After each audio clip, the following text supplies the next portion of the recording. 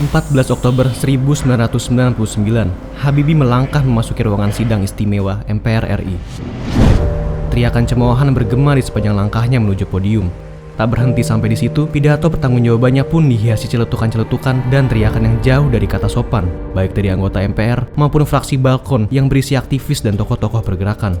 Meskipun Habibie bisa menunjukkan hasil kerja yang luar biasa dalam kurun waktu yang hanya 1 tahun lebih sedikit, tapi perasaan orang-orang di dalam maupun di luar sidang memang tidak berpihak kepadanya. Padahal, kerja keras Habibie bersama kabinet berhasil menguatkan nilai tukar rupiah terhadap dolar dengan sangat drastis. Setelah terpuruk dalam krisis moneter 1998, nilai tukar dolar begitu perkasa terhadap rupiah, yaitu Rp15.000 per 1 dolar. Dalam waktu kurang dari 1 tahun, Habibie berhasil mengubahnya menjadi hanya Rp6.500 per 1 dolarnya. Sebuah prestasi yang tidak pernah bisa disamai lagi oleh para penggantinya hingga saat ini. Ialah yang meletakkan dasar kebebasan pers dengan meniadakan pemberedelan media massa.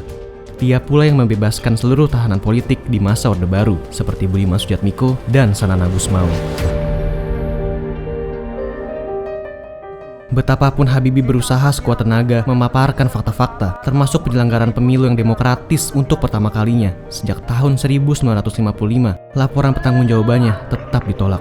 Bahkan selalu ada teriakan "Hu" setiap kali kertas voting yang dibuka menyatakan menerima laporan pertanggungjawaban Habibie. Akhirnya 355 anggota MPR menolak dan hanya 322 yang menerima. Habibie kehilangan legitimasi untuk menjalankan diri sebagai presiden pasca pemilu tahun 1999. Dan orang yang menggantikannya tidak pernah kunjung bisa menyaingi hasil kerjanya.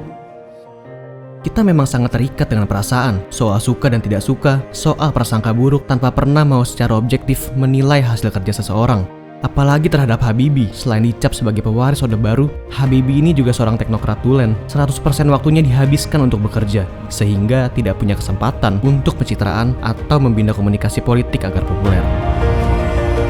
Padahal, kalau saja waktu itu kita tidak gila dengan populisme, heroisme yang tidak terlalu jelas ujung pangkalnya, negara kita mungkin punya jalan yang berbeda di tangan seorang teknokrat. Apakah hanya saya yang punya kerinduan ini? Mendambakan negara dipimpin kembali oleh seorang teknokrat. Orang yang punya skill untuk menyelesaikan problem-problem mendasar bangsa, terutama soal ekonomi dan lapangan kerja. Orang yang larut dan tenggelam dalam bekerja, meski sering lupa membangun citra. Orang yang memang punya energi luar biasa untuk bekerja, yang lalu kita beri mandat kerja untuk Indonesia.